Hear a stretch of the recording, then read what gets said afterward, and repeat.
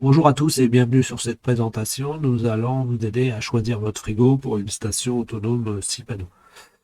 Le frigo est important puisqu'un mauvais choix et vous allez consommer la moitié de la production de votre station. Donc voilà.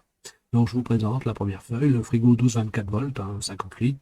C'est ce qu'on trouve dans les camping-cars en général. Ces fameux camping-cars, vous n'avez qu'un panneau solaire de 100 watts ou 150 watts, donc vous ne serez jamais autonome de toute façon. C'est plus fait pour être raccordé en électrique. Donc ce frigo peut aller sur un camping-car, mais certainement pas dans une station solaire. Donc ce style de frigo consomme en moyenne 50 watts-heure. Le frigo consomme sur 24 heures, donc ça va vous absorber 1200 watts jour. Donc je vous ai mis trop énergivore. Imaginez une scie panneaux en Bretagne, vous allez consommer la moitié de sa production dans votre petit frigo. Donc voyons pourquoi. Donc je vous ai mis en exemple un frigo 220 volts. Alors attention, quand je vous parle de frigo 220 volts, ce n'est pas des frigos 220 volts compatibles 12 volts. Non, c'est vraiment le frigo 220 volts. Et je vous ai mis un petit encastrable à 70 litres parce que ça aussi ça passe dans un fourgon. Alors naturellement, dans l'habitat léger, vous pouvez prendre plus gros. Vous allez voir que c'est aussi efficace. Donc sa consommation, si vous regardez sur la fiche, énergie, vous allez avoir 153 kWh. Donc, vous savez que le frigo consomme H24, vous divisez par 365 jours et ça va vous donner une consommation de 419 watts jour. Donc, vous consommez un tiers de ce que consomme un frigo style 12-24 volts. Donc là, déjà, une jolie progression.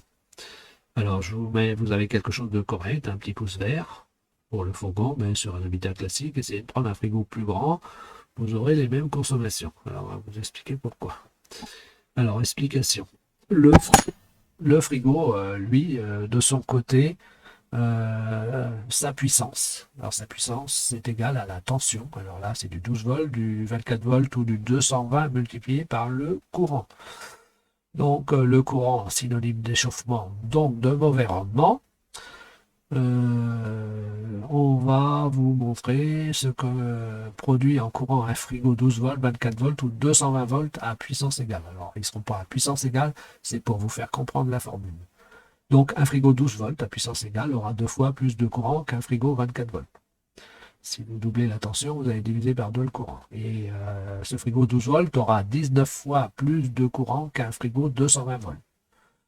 Donc là, sur une taille classique de frigo, 1m30, 1m50, l'échangeur thermique en plus, lui, il est plus grand, ce qui encore avantage le rendement. Donc en fait, voilà, vous avez la donnée qui vous permet de choisir le bon frigo.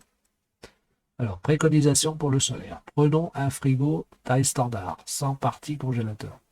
Donc, ne dépassez pas les 150 kWh, année, excusez-moi. Et vous allez voir que beaucoup de frigos en taille standard sont autour des 100 kW année. Donc on va être sur du 273 watts jour et c'est ça qu'il vous faut sur une petite station 6 panneaux pour être confortable.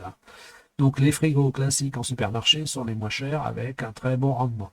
N'allez pas prendre un frigo américain ou un frigo avec un rafraîchisseur d'eau dans la porte. Vous prenez un frigo sans congélateur, classique, en supermarché, vous allez voir, non seulement vous allez avoir un prix qui va être intéressant, du 150 € sur ces frigos, mais vous allez voir un résultat intéressant pour la station. Donc maintenant que vous savez tout sur le frigo, analysons la petite étiquette énergie lave-linge. Alors là, c'est le lave-vaisselle, j'ai fait exprès de prendre le lave-vaisselle parce que c'est le même style de classe énergie. Donc depuis 2021, voilà à quoi ressemblent les étiquettes.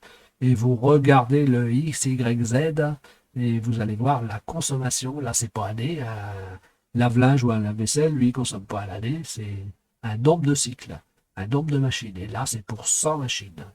Donc là, ils vous ont carrément fait la division sur l'affichage du petit panneau. Voilà pourquoi cette étiquette, cette nouvelle est intéressante. Mais n'allez pas chercher du classe A, vous n'allez pas en trouver. Le classe A, c'est pour les futures machines. Aujourd'hui, les seuils ne sont plus les mêmes.